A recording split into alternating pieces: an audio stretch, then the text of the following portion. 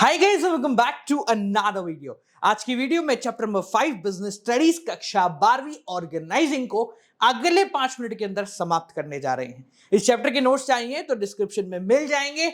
चलिए शुरू करते हैं। कुर्सी की बेटी टाइट कर लो, 5 मिनट की सवारी ऑर्गेनाइजिंग की आ गई है बारी। सबसे पहले बात करते हैं ऑर्गेनाइजिंग होता क्या है। देखो, प्लानिंग के अंदर हमने अपने दिमाग में सारी चीजें बिठा ली हैं कि कैसे, क्या, क्यों, कब, किस लिए।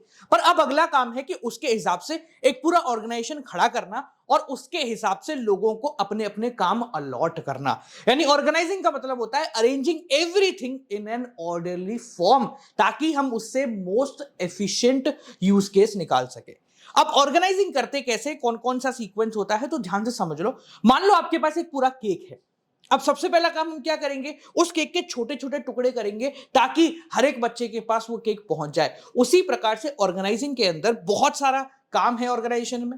अब उस काम को छोटे छोटे टुकड़ों में बांटा जाएगा, जिसको हम बोलते हैं जॉब। तो the process of organizing start with identification and division of work. सबसे पहले पूरे काम को छोटे छोटे टुकड़ों में बांटा जाता है। हर टुकड़े को एक जॉब बोला जाता है और हर आदमी को वो जॉब अलॉट करने की बात की जाती है ताकि ऑर्गेनाइजेशन बहुत स्मूथली वर्क करे। अब जब छोटे छोटे टुकड़े कट गए हैं, हर एक जॉब डिसाइड हो गई, तो अगला काम होता है grouping the job and departmentalisation. यानी सेम सेम जॉब जो है उनको एक डिपार्टमेंट के अंदर रख दो। अब ये डिपार्टमेंट दो तरीके से बन सकते हैं, जिसको आगे डीप में पढ़ेंगे। पहले नाम समझ लो। पहला होता है फंक्शनल, दूसरा होता है डिविजनल। फंक्शनल मतलब जब हम काम के हिसाब से डिपार्टमेंट बांट रहे हैं, जैसे प्रोडक्शन के हिसाब से डिपार्टमेंट बांट दिया, सेल्स के हिसाब से डिपार्टमेंट बांट दिया, एडवर्टाइजिंग का डिपार्टमेंट हो गया, ये हो गया फंक्शन के हिसाब से। जब कंपनी बड़ी हो जाती है, बहुत सारे प्रोडक्ट बनने लग जाती है, तो हर प्रोडक्ट का एक डिपार्टमेंट होता है जिसको हम बोलते हैं डिविजनल स्ट्रक्चर। तो पहले काम बांट लो और अपनी ऑर्गेनाइजेशन की रिक्वायरमेंट के हिसाब से डिपार्टमेंट डिस्ट्रीब्यूट कर लो। अब थर्ड काम आता है आपका असाइनमेंट ऑफ ड्यूटीज। अब डिपार्टमेंट के अंदर कौन व्यक्ति क्या काम करेगा, इसके बारे में भी ध्यान रखना है। इसके लिए जॉब डिस्क्रिप्शन नाम का एक पर्चा बना लो। जैसे मुझे एक ग्राफिक डिजाइनर चाहिए, तो मैं उससे क्या क्या करवाने वाला हूं, मैंने जॉब डिस्क्रिप्शन के अंदर पूरा लिख दिया है।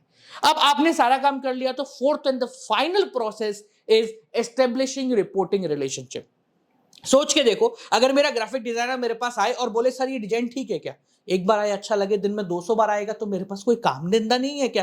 तो इसीलिए हम क्या करेंगे, एक एस्टेब्लिशिंग रिपोर्टिंग रिलेशनशिप में एक बंदे को बीच में खड़ा कर देंगे। यानी कौन व्यक्ति किसको देखेगा, कौन किसके सवालों के जवाब देगा और कौन किससे सवाल पूछेगा। यानी सादा भाषा में रोल क्लैरिटी आ जाती है कि मुझे किससे ऑर्डर लेने हैं और किसको ऑर्डर देने हैं।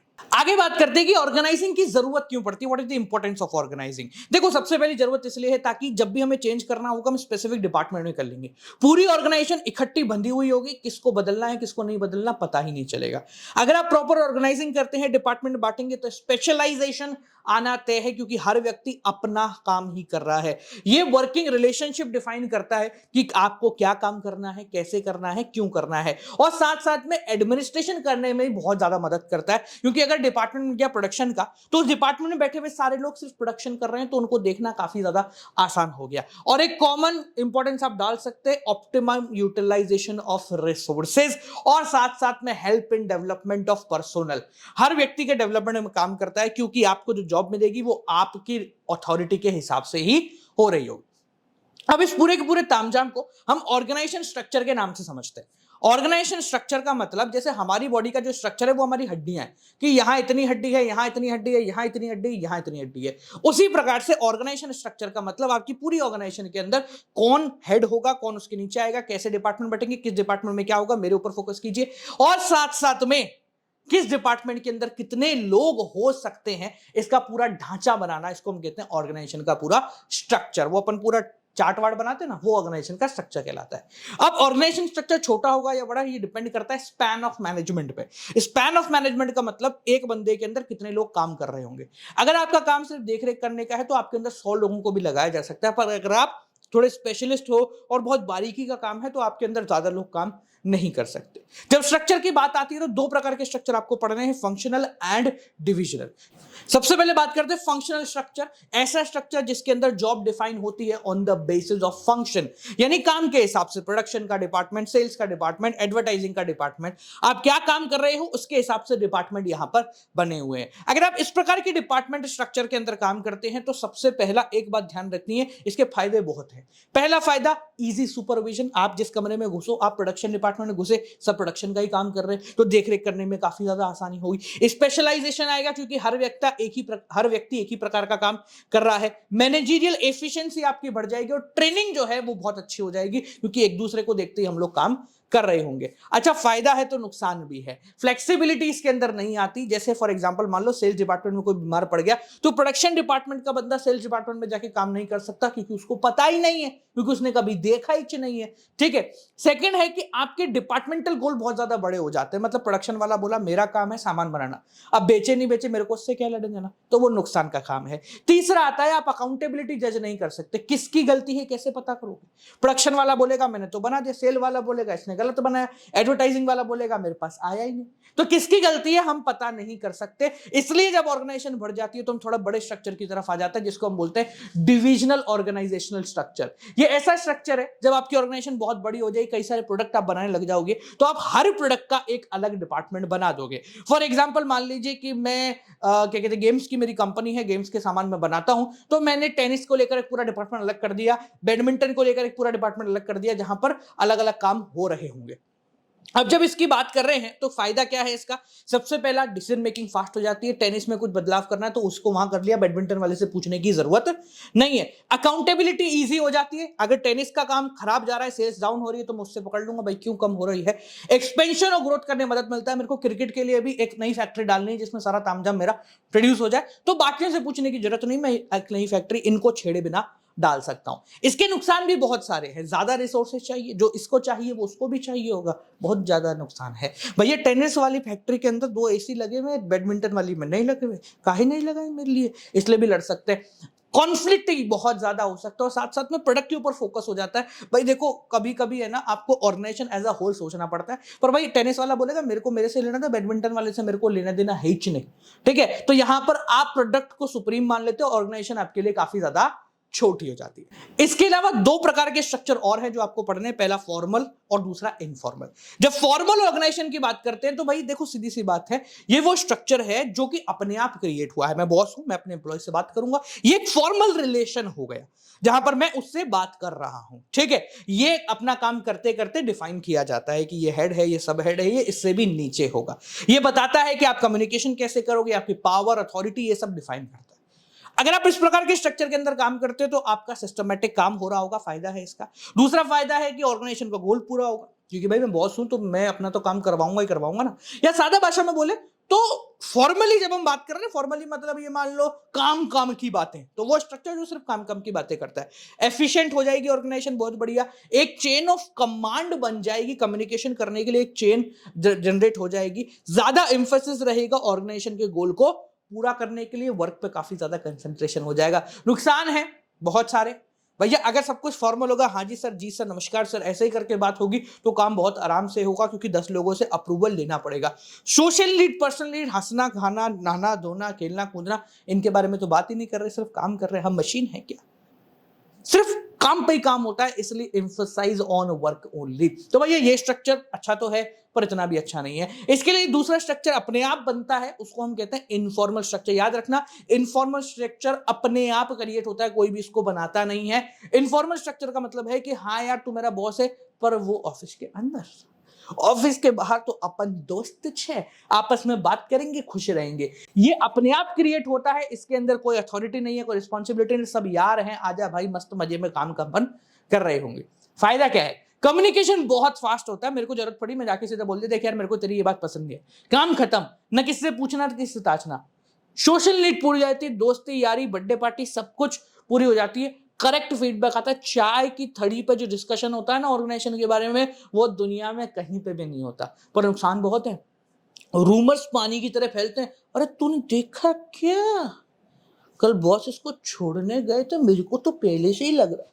ये रूमर्स जो है ना बहुत ज्यादा फैलते हैं। अगर आप कंप्लीटली इनफॉर्मल पे आ जाओगे तो आपका काम कभी भी नहीं होगा, बस दोस्ती यारी में काम चलता रहेगा, ऑर्गेनाइजेशन डूब जाएगी, सिस्टमेटिक वर्किंग कभी नहीं आता। इंडिविजुअल को लेकर हम ज्यादा एक्टिव हो जाएंगे, ना कि कंपनी को लेकर, और नेगेटिव रिजल्ट ये दे सकता है। ठीक है, अब इन दोनों को सुधारने के लिए और टॉप मैनेजमेंट के काम को कम करने के लिए एक नया कॉन्सेप्ट आता है जिसको हम बोलते हैं डेलीगेशन ऑफ अथॉरिटी।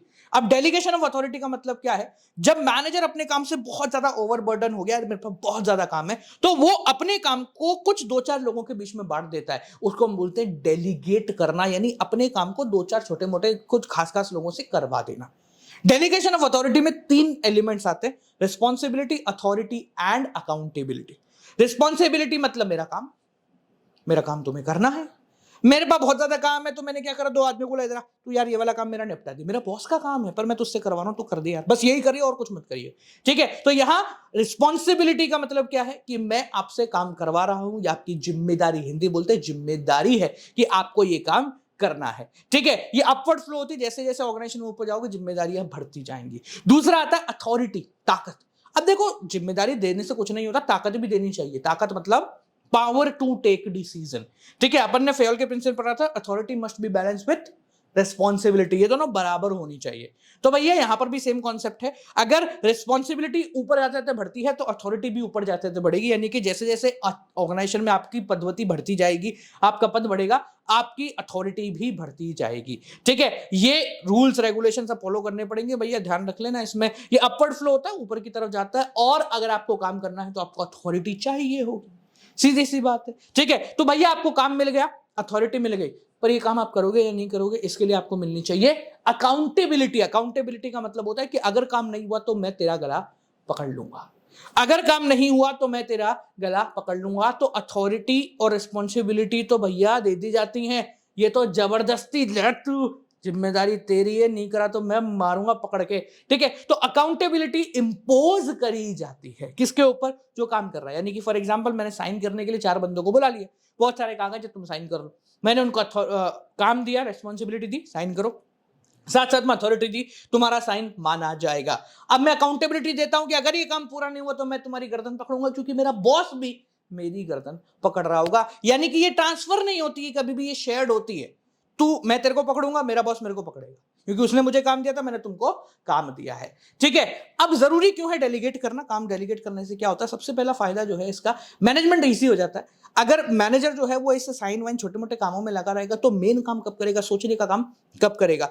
इंप्लॉय को मोटिवेशन मिलता है, क्योंकि मैनेजर का काम लोग कर रहे हैं तो उन लोगों को लगेगा हम मैनेजर का काम कर रहे हैं। फ्यूचर के लिए मैनेजर ये क्रिएट करता है, कोऑर्डिनेशन अच्छा होता है, क्योंकि मैं अपना काम दूसरों से करा रहा हूं। मैनेजर का वर्कलोड काफी ज्यादा कम हो जाता है, और ये एक रिलेशनशिप मैनेजमेंट में भी काम आता है, थोड़ा ताम झाम मिलाने में भी काम आता है। ये सुपीरियर सबऑर्डिनेट रिलेशनशिप को बेहतर करता है। अब यहीं से एक आखिरी कॉन्सेप्ट आता है, चैप्टर काफी बड़े हैं ये, तो इसलिए थोड़ा टाइम लग रहा है, कोई दिक्कत नहीं है भाई। Centralization and decentralization. कॉन्सेप्ट क्या है? सेंट्रलाइजेशन का मतलब होता है सारी डिसीजन मेकिंग पावर कुछ लोगों के हाथ में, डिसेंट्रलाइजेशन का मतलब होता है डिसीजन मेकिंग पावर को लोगों के हाथ में बांट देना।